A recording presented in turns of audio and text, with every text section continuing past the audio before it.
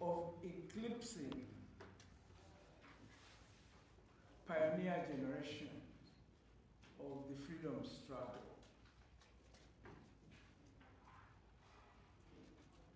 Let me open my address by first drawing your attention to one statement by the revolutionary Frantz Fanon on the issue and the topic that we are addressing now. I think there's a PowerPoint being shown. Each generation must, out of relative obscurity, discover its mission, fulfill it, or betray it. We must rid ourselves of the habit of minimizing the actions of our fathers or feigning incomprehension when considering their silence and passivity.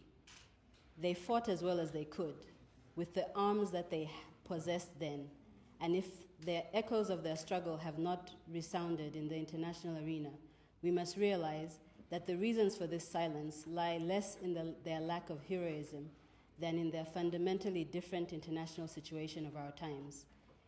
It needs more than one native to say, "We've had enough," before we could hold today on our own, certain of our victory. Yes, it needs, it takes, it has taken, it will always take more than one native to say we have had enough and contribute to a society to move forward towards freedom. In my address, I should have said, given recognition of the people we have called former freedom fighters. I don't know whether they accept that. Does being a freedom fighter stop? I think that a freedom fighter is a freedom fighter forever. So even as long as they are around, as long as they've left the record, they are participating in the freedom struggle.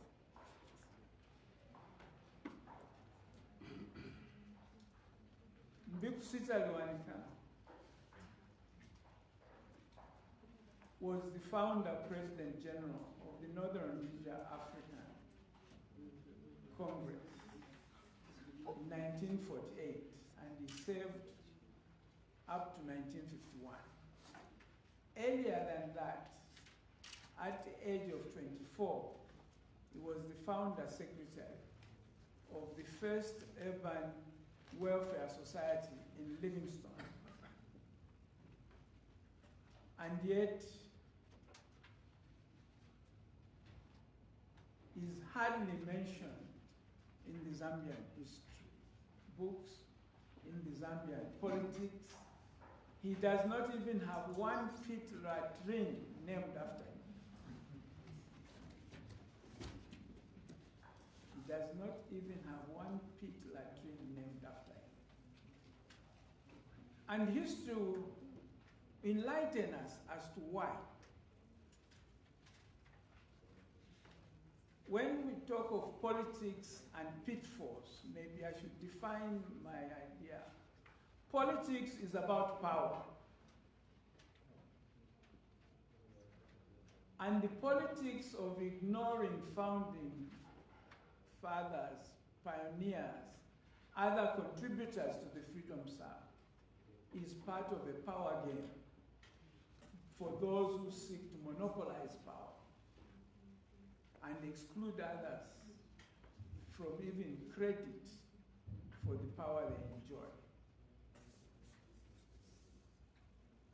The title of the conference is Forgetting. I don't believe there is any forgetting, because I don't believe you can forget something purposely. I don't think you can forget something deliberately. The eclipsing of the founding generation of freedom fighters is not a matter of forgetting. It's a deliberate power game for purposes of monopolizing power. The pitfall of that is the other thing we have to look at. What has it cost us that this has taken place? What have we lost in terms of ideas, in terms of approaches, and so on. I hope in the course of this opening remarks of mine, I'll hint towards what we have lost. Perhaps also, I should say that the reason I say it's deliberate is because the people who create this invisible man of Mbikusi Talwanika in their books are not among the totally ignorant people who don't know about him. So they leave him out deliberately. In my paper, I quote a few papers to that effect. And the hint also comes from one of the books by a Canadian professor who wrote a book called The Elites of Barosiland. And he's concluded that Mbikusi Talwanika is the bête noire, the black sheep of UNIP. So part of the explanation is that he was regarded as such. But there are other writers, such as the one who wrote a book called Zambia, Richard Hall, who found that everywhere he looked in the history records of Zambia, this name kept popping up. And he concluded that he was ubiquitous. So the challenge is that, was he a black sheep or was he ubiquitous? And in terms of this invisible man treatment, I would like us to refer to a quote from a book by Ralph Ellison called The Invisible Man. I'm a man of substance, of flesh and bone, fiber and liquids. I'm invisible, understand, simply because people refuse to see me. It is sometimes advantageous to be unseen, although it is most often wearing on the nerve. Then too, those of poor vision are constantly bumping against you, or again, you often doubt if you really exist. It is when you feel like that, you begin to bump people back. You ache with the need to convince yourself that you do not exist in the real world, that you are part of all the sounds and anguish, and you strike out. So I take it that this conference, which is commendable, very necessary, and the nature of which should continue, is part of fighting back on behalf of those who have been unfairly and to the injury to Zambia declared invisible. We should fight on their behalf to stop being invisible.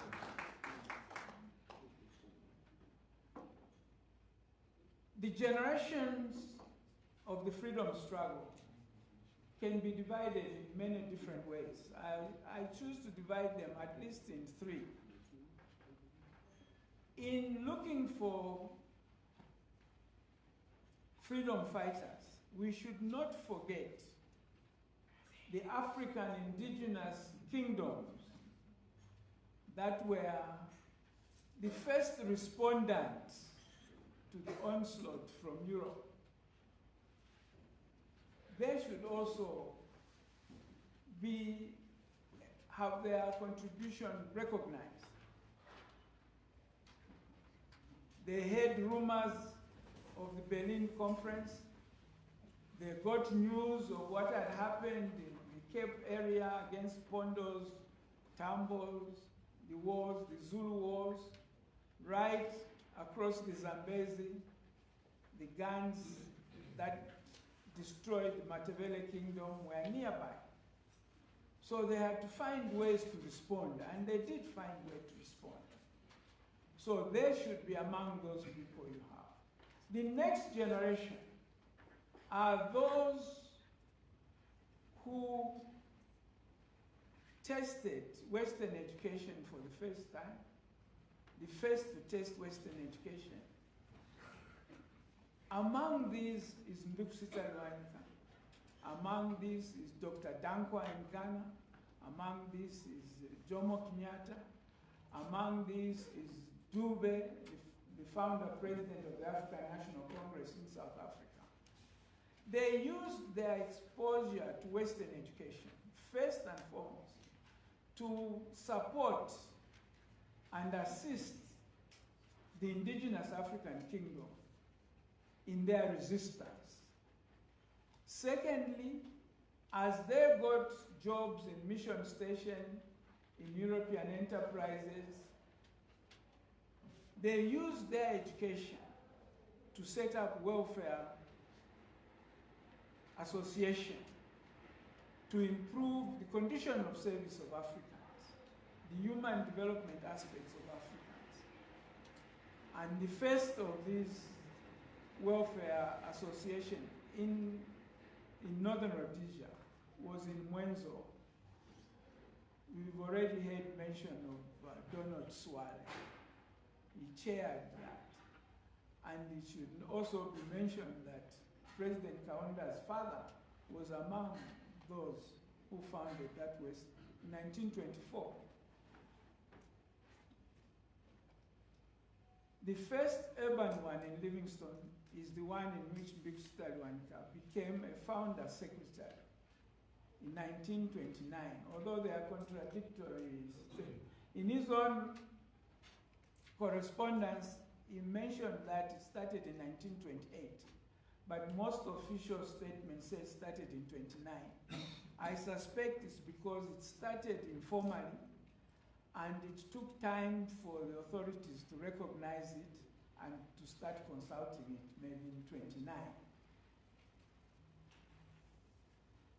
Then, in 1933,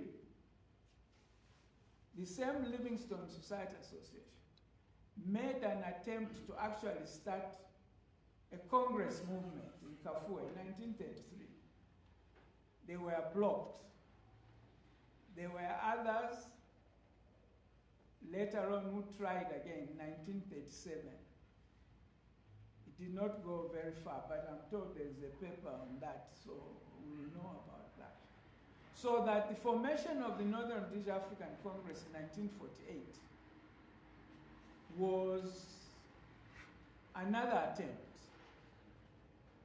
And there was a conscious effort to ensure that this effort itself should not fail.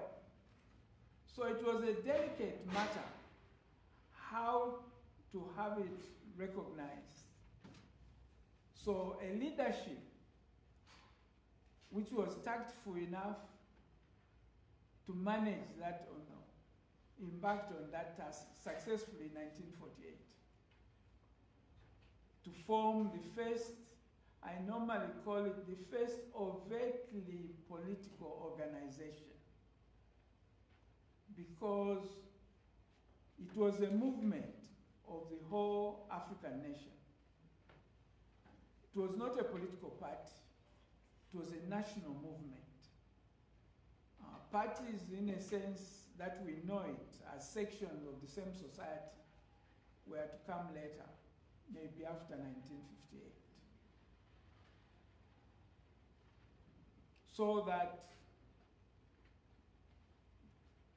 that generation, as Fanon says, each generation has a mission to take up or to betray. What was that generation's mission? I've said what they did, but their real direct mission was to ensure that in Barosland and Northern Rhodesia, they hold off the pressures of creating a European settler colony like in Southern Rhodesia. That was their first challenge, that was their mission, to stop Northern Rhodesia and Barosland becoming a European settler colony. In the 1920s and 30s, the few European settlers in Northern Rhodesia, together with the settlers of a larger number in Southern Rhodesia, began advocating for amalgamation of the two so-called Rhodesias. That became the second mission of this generation, to fight against those proposals to amalgamate Northern Rhodesia with Southern Rhodesia. In the 1940s, after consulting with the British authorities, the white settlers shifted gears and switched to demanding federation, which they thought was more acceptable to the British government. So the second mission of this first generation was to stop the imposition of the federation. And I think that they did fulfill their mission. They did not betray it. Maybe I should pause for another. From Mbiksi Telewanika, fighting does not mean using abusive language, making fiery speeches, and passing on strong-worded and threatening resolutions, which means nothing and cannot be carried out. This is a hint to where he was misunderstood. He thought that fighting did not mean abusive language. And he believed that you could fight the interests of Africans. He also believed that we had to fight for the interests of all of the Northern Rhodesians, rather than in sections. Next. Another Mbiksi Telewanika quote: "No alienation of native lands to individuals or private companies. While native reserves, native trust lands are held firmly for Africans, the Africans cannot be neglected and exploited by industrialists, farmers, as they might otherwise be.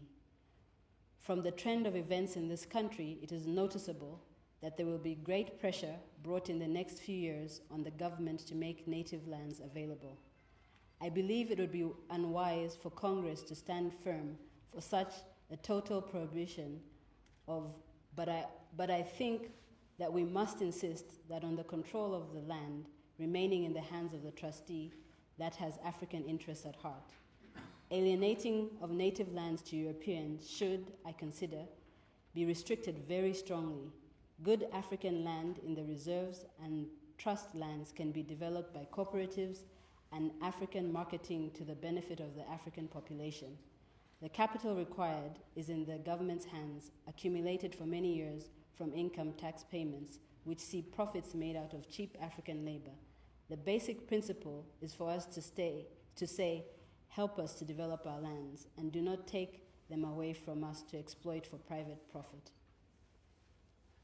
The purpose of this, I'm bringing it up because the narrative that has been popularized is that he was conservative. You notice there's nothing conservative about that. You could lecture about that. Even the present government is more conservative than that. On the issue of land, he was very strong. And this he said in 1951 in his last speech as President of Congress. There are other quotations I'd like you to hear from him from that period, so that as you review his contribution, in terms of ideas, in terms of the objective, rather than the temperament, how non-conservative he was. The economy of Northern Rhodesia is at present based on the production of copper, which is much in demand today due to the unsettled conditions of the world. As soon as the world conditions are settled, which they are bound to be in the course of time, copper will not be needed as much, and the economy of the country is bound to be crippled. It is therefore essential that some basic industry which supply to everyday needs of the people should be developed on full scale, and that the majority of the population should be involved in those industries. These basic industries cannot be anything but agriculture.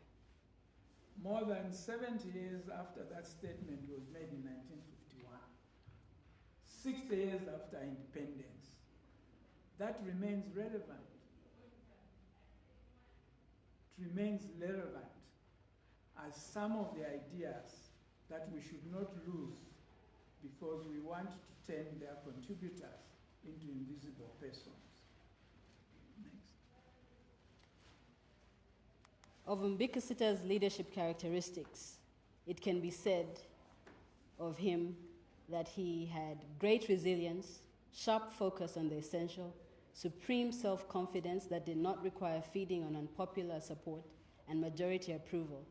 Mbikisita Lewanika's leadership style was team leadership, search for common ground, and patience in seeking consensus, foresighted principle realism above narrow opportunistic emotions, disinclination to look up to populism and its short-term rewards in politics.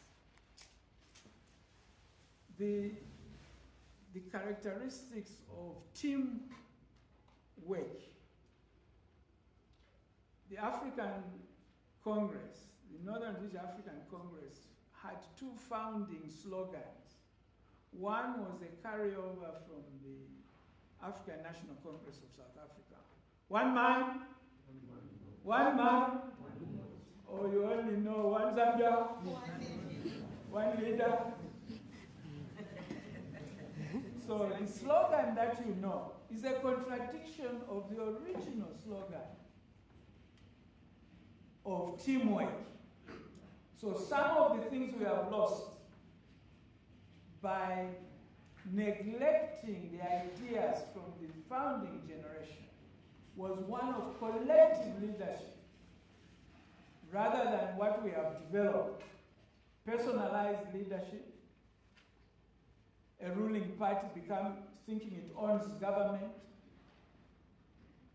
that the government of Zambia is a UPND government, that the government of Zambia is a PF government, is an MMD government, is a unique government, everything except being a national government.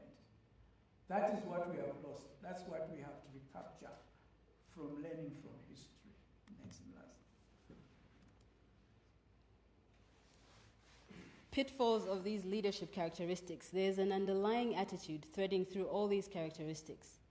This, on the one hand, a consistent courage that places foresighted, principled realism above narrow, opportunistic emotions, and disinclination to look up to populism and its short-term rewards in politics. Conversely, it is an undying commitment to his father's generation. These characteristics make Mbikisita Lewanika a bête noire in the propaganda narrative of history, which explains why he has been subjected to many impediments and alignment of his life's public service without surrendering any aspect of his mission. This is a mission for Barotseland's interest being respected with a voluntary, integrated, independent Zambia, but on the basis of the Barotseland Agreement 1964, which he calmly, diplomatically, but unsuccessfully worked to have the Zambians reinstate and respect. If I had time, I would have said his life story in terms of his contribution. Apart from the Livingstone welfare, he was president of the Kitwe African Society from 1944. It's the Kitwe African Society that proposed the amalgamation of welfare societies in 46, where his colleague Daud Yamba was elected as president. It was the Kitwe Society again in 1948.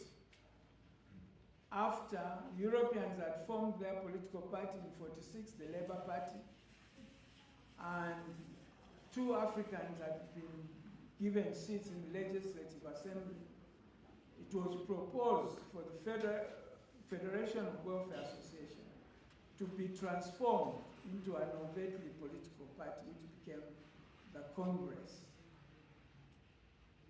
I should have also said that in 1968, he became the Lutunga of Barotseland,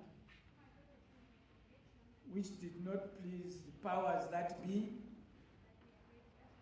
Probably the referendum of 69, probably the abrogation of the Barotseland Agreement which tore up the only legal, consultatively drawn, agreed arrangement that makes Barotseland an integral part of Zambia. It was torn up by people who wanted to forget history and betray their commitments as part of the expression of their displeasure with him. He spent his liturgacy marshalling all his softness, his patience, his friendliness, his diplomacy, pleading with the Zambian government not to tear up Zambia by tearing up the Barotseland Agreement. He died having failed. With that failure, on top of having abolished the multi-party system, sometimes, which I think is a mockery, although I'm surprised many Zambians don't think so. They think Harry Nkumbula, one of Harry Nkumbula's contribution to national unity was the Choma Declaration. How can you build national unity based on surrendering our freedom of association? And in any case, by the time of the Choma Declaration, they had already changed the constitution. They had already laws making it illegal to have another political party. So they betrayed the multi-partyism. And this is why I'm saying, with this experience of betraying the foundational principles of the generation that started the struggle for independence, we reach a point where I pause and reflect upon a poem by Black American poet Langston Hughes about what happens to a dream deferred. Because the promises of independence have been deferred. What happens to those dreams of independence that have been deferred? What happens to a dream deferred? Does it dry up like a raisin in the sun, or fester like a sore and then run? Does it stink like rotten meat, or crust and sugar over, like a syrupy sweet? Maybe it just sags like a heavy load, or does it explode? A dream deferred. Does this just sag like a heavy load? People just complaining and being